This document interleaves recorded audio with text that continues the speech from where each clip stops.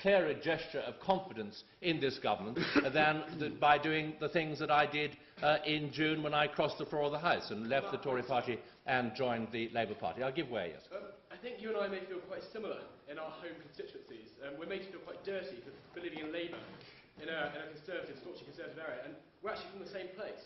And you actually sent me a birthday card when I turned 18, which is very good of you. Now, I applaud you because you've clearly, found the error in your political ways, but do you not feel it's right to call a by-election, considering you have changed your political allegiance and giving us, your constituents, a chance to vote again on whether we want you in power still? Of course. No, for a whole host of reasons.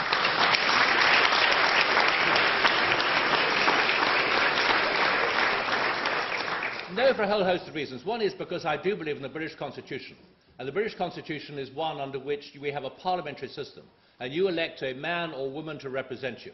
And the individual representative, the Member of Parliament, comes first, and parties come second in our national constitution and in our way of life and in all our political traditions in this country. So that's one reason why my answer to you is no. And another answer is this. I have actually not, as you will know if you live or your parents live in Grantham and Stamford and you keep abreast of things there in that lovely part of the world, you will know that actually I have continued throughout my political career to stand for very much the same things, both locally and nationally. What has changed around me has been the political firmament, no question about that at all. And the Tory party has been transformed.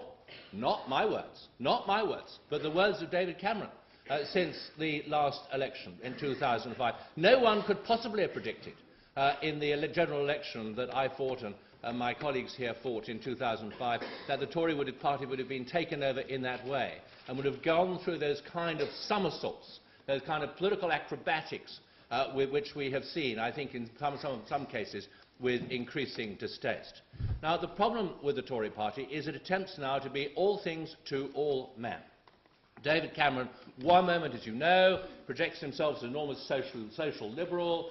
He's in favour of... Michael, I think I've already given way to you once, if you'd be so kind.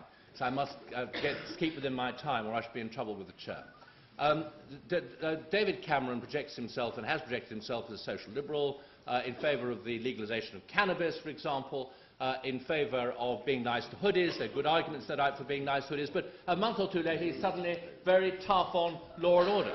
David Cameron, the course of this year, does the last few months, at one time has said, doesn't want to talk about tax cuts, and he actually made a commitment to keep to Labour Party spending plans for the first 3 years of the next Parliament if the Conservatives, by some misfortune, were to win the election and to form the government.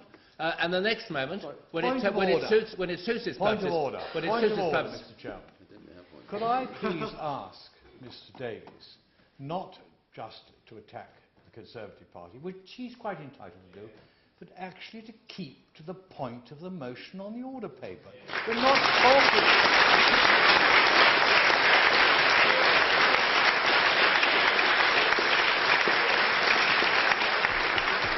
We're not talking about Mr. Cameron's predilection to mind-altering substances. We are talking about the gross incompetence of Her Majesty's present advisers, and I see that he avoids trying even to defend them. Michael, I take that as a great compliment. You were obviously very disturbed indeed by the road I was going down, very worried about it. It was going to undercut the speech you were about to make, and you did your best to try to hold me up. I think I can claim at least 2 minutes time extension from that very long intervention. David Cameron, when it suits him, is all in favour of law and order. When it suits him, he's all in favour of tax cuts. When it suits him, he's in favour of other things. David Cameron is the man. David Cameron is the man. They won't like this particularly. The man who actually promised to lead the European People's Party simply not because he thought it was a promise he could carry out, but because, or indeed a promise that he has carried out, but simply in order to win the leadership election. Now here you have a man who makes a solemn commitment, when many people are telling him, including for that matter myself, that he won't actually be able to fulfil it, but he makes it simply in order to bamboozle a large number of Eurosceptic Tories in order to vote him into leadership. Then he doesn't carry it out. That is the nature of the man. Now, and I will tell you now, Michael, why it is very relevant to this motion for me to deal both with the Labour Party, and I'm about to do, and with David Cameron. I prefer to dispose of David Cameron first. And that is because we have in this country a choice. Everything in this life is relative, except some physicists are going to tell me the speed of light, or some theologian is going to tell me God. But apart from those two things, everything in this life is relative. You have a choice. You have a choice. And if you have confidence in Her Majesty's government, what you mean is you think they are the best people, not that they're superhuman, but that they are the best people available, and the people in whom you have greatest confidence to entrust the affairs of this country to. Now, what does the Labour Party stand for? What's the Labour Party done? Over the last 10 years, and a period you can all remember in this room, this country has been transformed. The economy has done superbly well, as we all know. We've had continuous growth. We haven't had any recession at all. We're the only G7 country that hasn't been in a recession during that time. And their employment is at record levels, and the economy is at record levels. Now, public services, again, an extraordinary record. Enormous sums of money have been spent on health and education with improving results, and these plans go forward now. Gordon Brown has announced a system under which 300,000 children in this country will be able to have one-on-one tuition in mathematics and in English. Student support. According to our new plans, we're going to have 1/3 of students receiving the full grant, and 2/3 of students in this country will be on some form of grant. These things are very expensive. The NHS and education, enormously expensive. At the same time, international aid. We have doubled international aid to poorer countries.